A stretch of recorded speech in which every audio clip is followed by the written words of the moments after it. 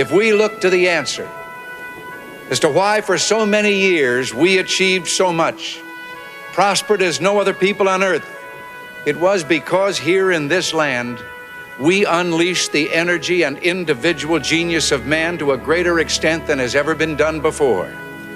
Freedom and the dignity of the individual have been more available and assured here than in any other place on earth. The price for this freedom at times has been high, but we have never been unwilling to pay that price.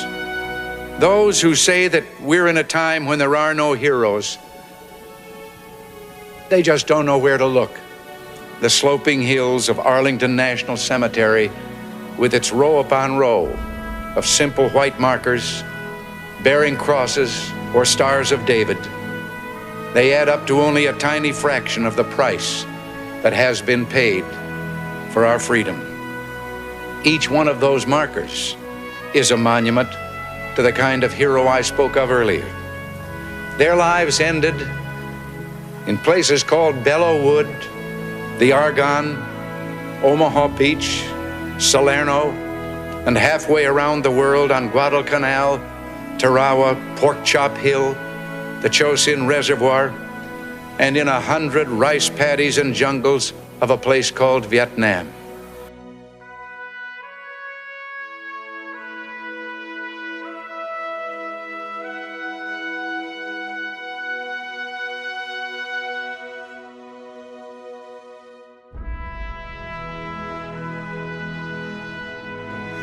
Hello, I'm Major General Robert Hipwell, and I'm honored and privileged to be the National Commander of the United States Volunteers of America.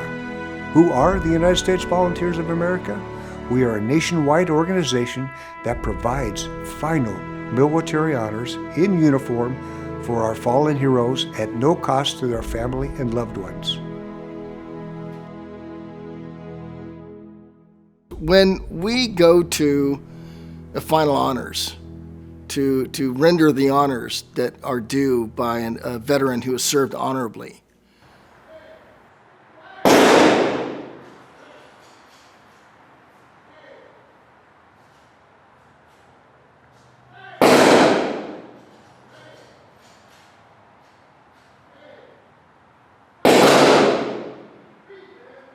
it's not unusual for us to be the only uniformed presence there. And I will tell you, having presented countless flags and led many hundreds of services as a chaplain, that when we're the only ones there, the family doesn't know the difference, and we don't want them to know the difference. We want them to know that the military cares enough about the service of their loved one that they sent somebody, and we're often that somebody.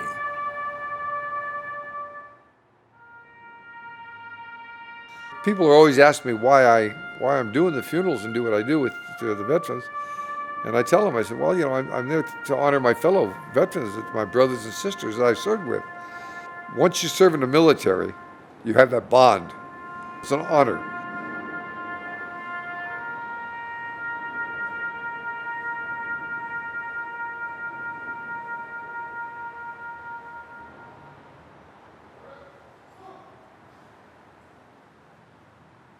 I remember being at the Marina Air Show and seeing this wonderful group of guys recruiting, trying to find members, and I signed up immediately that day. And then the 20th of November, I was sworn in. I've enjoyed every moment I've been out there. I've been there when we had a funeral casket come in on the back of a fire truck to a homeless veteran. And the only person that was there for him was the hearse driver who received his flag. I got into United States Volunteers through a friend of mine that I actually had served in the military with. He called me up and said, hey, there's this organization, we do final honors for veterans. We need people. I was kind of surprised. I thought the active Army and the Reserve, the Guard folks kind of took care of that. Didn't realize there was an organization that actually provided such a service and that there was a need for it. I felt I'm continued giving back, after serving. It was kind of nice putting the uniform back in and helping where I could. After doing my first funeral, which was at Golden Gate National Cemetery, you got, it was, it gave you a good feeling seeing the families and the how much they appreciated us being there, and that's kind of what I've seen throughout these honors that we've provided for these families, is how they feel seeing us there and us honoring and providing that service for the loved one.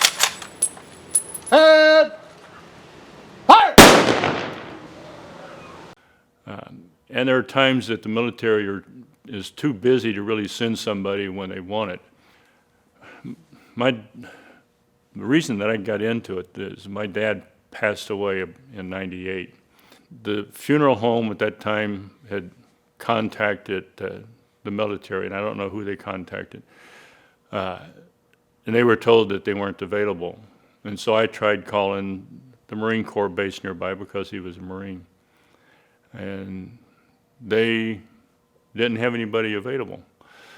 And I think part of it was they were busy at the time, but to me that was no excuse because of what the law says. Freedom and the dignity of the individual have been more available and assured here than in any other place on earth. The price for this freedom at times has been high, but we have never been unwilling to pay that price. We are Americans.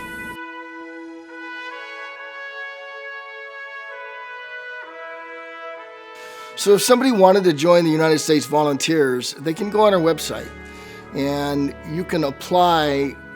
We have the application online, and you can send that in. And if we're in a state where there is a regiment, we'll hook you up with the individual who's the regimental commander or whoever their representative is. If you're in a state where there is no regiment, we are looking to add states all the time. And the best way to do that would be to contact us through the website. And I would encourage anybody who wants to start a unit, we will help you with it. We've already helped quite a few states start units in their local region. You don't have to have a national cemetery close at hand, though if you do, that's a big bonus, because we do private cemeteries also. And I will tell you something else that we're a little unusual with.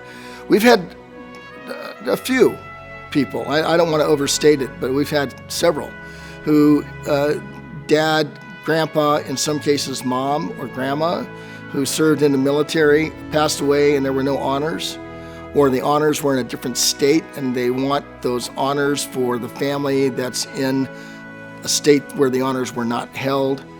And we will go and recreate those honors, and we will do that for that family, including the flag presentation and the whole 9 yards, because it brings closure to the family, and that's really what we're looking for. But if you are interested in starting a regiment in your state, we are very interested in talking to you. We have the means, the materials, and the process for doing that. I have traveled around the country to help people start these units up for the United States Volunteers. We've been very successful in the units. It takes one person with passion. It takes one person with the burn in their belly to get this done. And when that one person with vision and passion comes up, we usually see it, and we're paying very close attention to them. And then once they start, usually those people are drivers anyway, and they're going to get the job done, but we continue to support them.